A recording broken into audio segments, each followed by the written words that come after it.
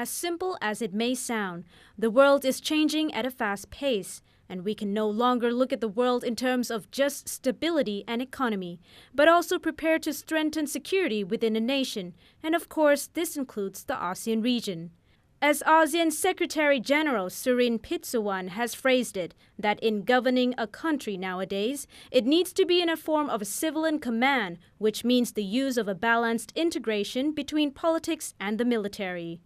Due to existing uncertainties and flashpoints within the region, the ASEAN chiefs said the region needs to make sure that it communicates with each other on the defense level in order to avoid getting into a direct conflict, so that we do not fall into any situation that will lead to miscalculation or not knowing the intentions of each others. But then there are external factors that are now coming in and pushing various players against each other. And some of them may be our own member states. So we have to be extremely careful in the neighborhood, in the region. We have the mechanisms in place, the systems in place, the process in place. We just have to make sure that we know how to use and take advantage of it. I hope that our military leaders would be prepared to interact with each other within that process. That's my message.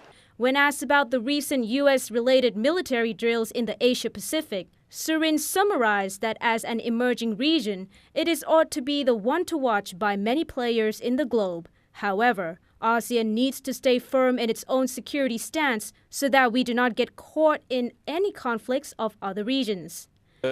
Southeast Asia and East Asia have become so important to the global community, far more important than 10, 15 years ago, because we are now the engine of growth. So everybody is interested in the stability, the security, and the confidence in the region. So there will be external players coming in and trying to establish their linkages and their cooperation with regional players as hosts, as the main forum for cooperation. We just have to be on top of it. We just have to be able to manage it so that we maintain our own stability and security and confidence. That's what ASEAN is seeking to do. Okay. In celebrating the third anniversary of the Defense Technology Institute, or DTI, under the Thai Defense Ministry, it has been urged to continue defense technology development in the wake of the approaching ASEAN integration. At the moment, Singapore is on the top ASEAN country in developing defense technology, followed by Indonesia, Malaysia, and Thailand.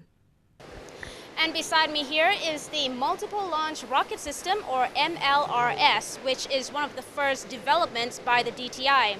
The launch rocket system is one of the technology that the department deems significant in order to show the capability of a military force.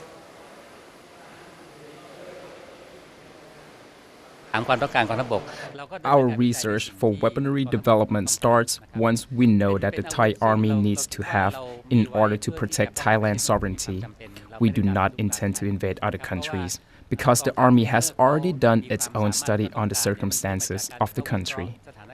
What you see here are three of the main developments so far by the DTI, which includes the fixed-wing unmanned aerial vehicle and the vertical takeoff and landing UAV. The latter is an unmanned helicopter that has the mission endurance of about 3 hours. It has been tested during the massive floods in Thailand last year and has proven to be exceptionally useful. We have set our vision and policies for the Institute based upon the country's capability, which has to be able to link with ASEAN. At the moment, the Institute is working to coordinate our research and findings with other countries in ASEAN, such as Singapore and Malaysia, which I'm also scheduled to travel to Indonesia and the Philippines as the next destination. The Defense Technology Institute is now working to create a stronger connection with other ASEAN nations to ensure an improved and up-to-date technological defense weaponry for a sustainable security development in the country. Juarawee Kittisilpa reporting for ASEAN TV.